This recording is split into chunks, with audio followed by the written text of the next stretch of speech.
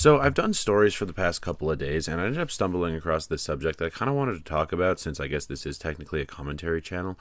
So you guys might remember IMJAYSTATIon. He was a pretty popular YouTuber like a good couple years back. I think it was a pre-pandemic kind of thing. His name's kind of been kicking around the internet.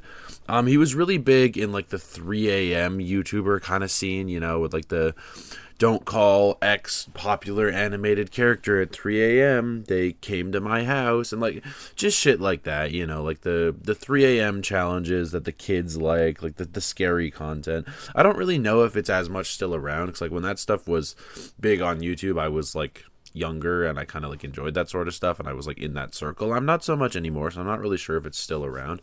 I know there is still some channels around, like I know there's that Jester guy, he does the same thing.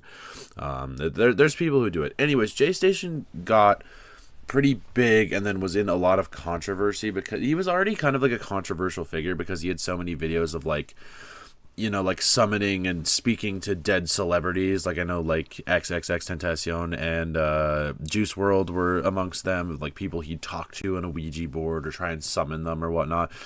And he'd always post them like right after their death, so it was a little bit insensitive. In the sense it was almost just like profiting off the death of a famous character. And famous character, what the hell am I talking about, dude? Maybe I'm the insensitive one. A famous person.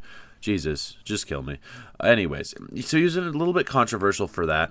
But he got into his biggest controversy yet when he posted a video about his girlfriend dying. So he was seeing this girl and she was in a lot of his videos, and he posted a video saying that she died. And then that was like a whole thing, and like obviously she wasn't dead, and that's where a lot of the controversy came from. And in that video he said like, oh, like she passed away and her final wish was to get our second channel together to like X number of subscribers, so please guys, like go subscribe. It was a little fucked up, I won't lie. But yeah, that was JStation's whole deal. And now he's back. I stumbled across his new channel. He does have another one. And I decided to watch his like kind of introduction video, like explaining the situation. It was almost like an apology, but like not, like kind of, but not really. It was like an explanation of actions more than anything else. So I decided to watch it, and it's a long video. It's like 32 minutes. If you guys wanted to go watch it on your own, like by all means. His new channel is called Station Studios. I'll put a picture up in this video. If you want to go watch it, by all means, it is an interesting listen. There was just a couple things in it that I wanted to talk about, just starting with his intentions for this new channel. So I'll roll a clip of that.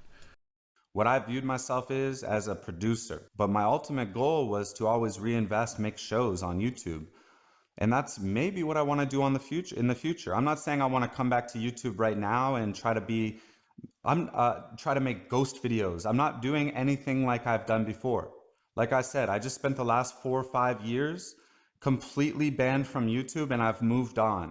I went and got a new life. I'm a regular human being now. And being 5 years deep into it right now, I'm fully committed to the other path, not YouTube. I am fully committed to real life. As you can see here, though, pretty much every video on this channel is the same, like, ghost kind of videos.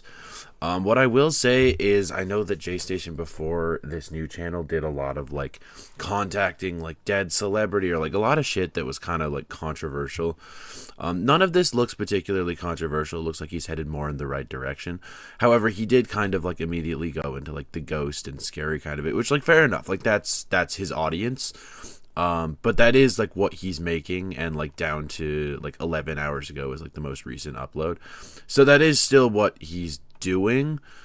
I mean, it looks like he's going about it a little bit better, but you know.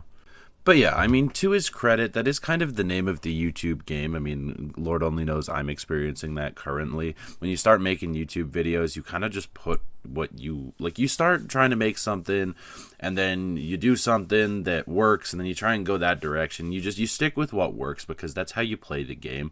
And like I said, to his credit, it does look like he's not doing any of the controversial stuff anymore, like the talking about dead people, like capitalizing on tragedy and whatnot. So that's good. At least, like, not yet. Like, nothing has come of that. And I would think that this late in the game, he would think twice about doing something like that. I think he would probably try and steer away from any and all controversy, just based on what happened.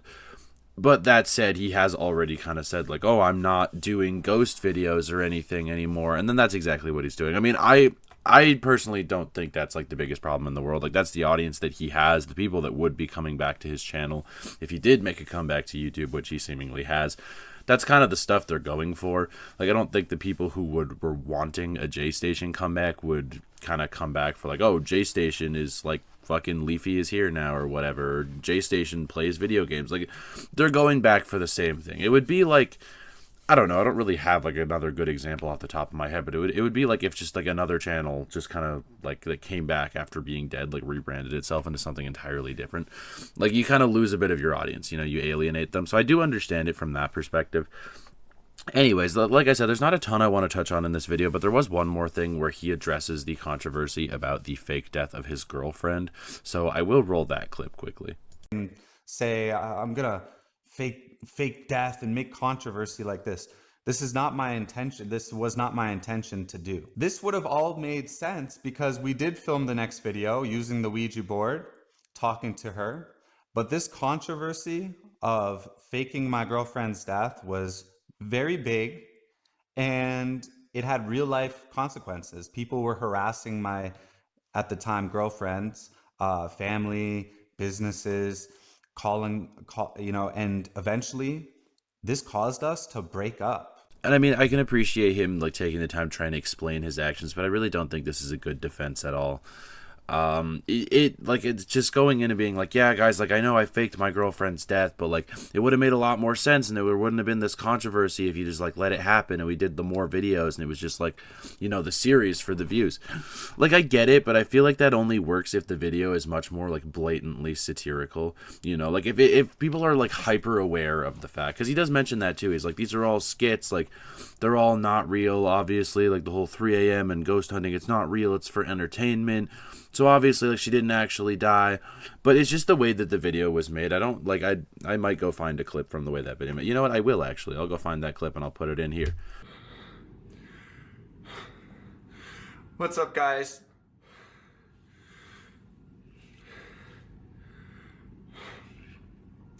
I never wanted to make a video like this, ever. But last night,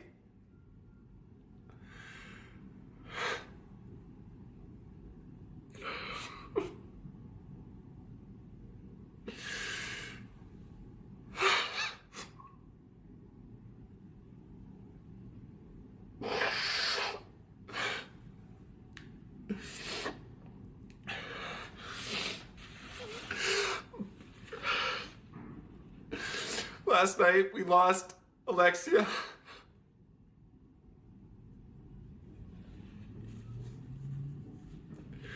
To a drunk driver, guys. Okay, hopefully I did that. Anyways, in the clip where he made the video, like his original video talking about his girlfriend's supposed death, he's, like, very, like, emotional, or at least he's trying to portray it that way. And it did come off as, like, this really happened. He really put everything he had into trying to make people believe that this did really happen and play to the sympathies, which, like, I think that's where the problem started. It's just, like, obviously it's not really cool to, like, joke about people's death, but if you do, like, a very clearly, like, satirical, like, this is a joke of, like, oh my god, guys, she died, we have to contact her, like, one of the monsters from one of my previous videos got her, or something like that, like, that would be a bit of a different story if it's, like, very clearly, like, this is a joke, everyone's on board, everyone knows it's a joke, even the viewers, everyone knows it's not real, but, like, we can have some fun with it and, like, play into the videos. That is very different than sitting down and, like, crying into a camera and, like, describing a car crash death of your girlfriend. Like, that is a very different situation. So I don't really think this is a very good defense. I mean, I'm glad he talked about it and addressed it, but yeah, I don't think that's the best defense of all time. But yeah, I don't know. He goes on to talk a lot more about, like, the legal ramifications of that and how him and the girl eventually ended up breaking up. She's still a YouTuber, I think. I don't know what her channel is called. And yeah, he talks a lot about that, and if you wanted to go watch the full video, just go watch his video. I don't really want to talk about absolutely everything in it, but those are kind of the big things that stuck out to me, because those were, like, the big things that people always talked about JStation. And I'm curious what you guys would think. Anyone watching this, I'm curious if you think that JStation has actually kind of had the time to reflect and redeem himself and is going to stay on kind of a better path now, because he's coming back to YouTube. Hell, he's back. He's still uploading. And you know what?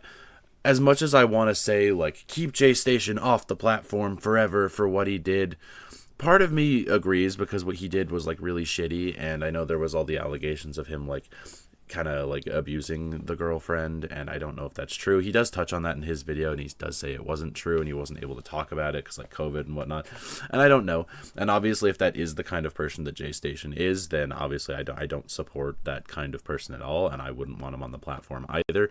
I don't know that, purely based off what happened, though. I think if he stays in his lane and just keeps up with the silly ghost videos for kids, I think that's fine. And until, like, if he slips up again and does something shitty, then so be it. But I'm curious if you guys think that JStation is redeemable at this point. So yeah, definitely let me know. And if you did want to know, like, see more of, like, what he has to say about it, go check out his video. Like I said, his new channel is called Station Studios. So he is back out here, guys. He's back on YouTube. But yeah, thank you guys for watching this. Thank you for listening to my opinions, as if anyone cares. Leave a like. Let me know down in the comments how you feel about this whole situation. I'll catch you all in the next one. Take care. Later.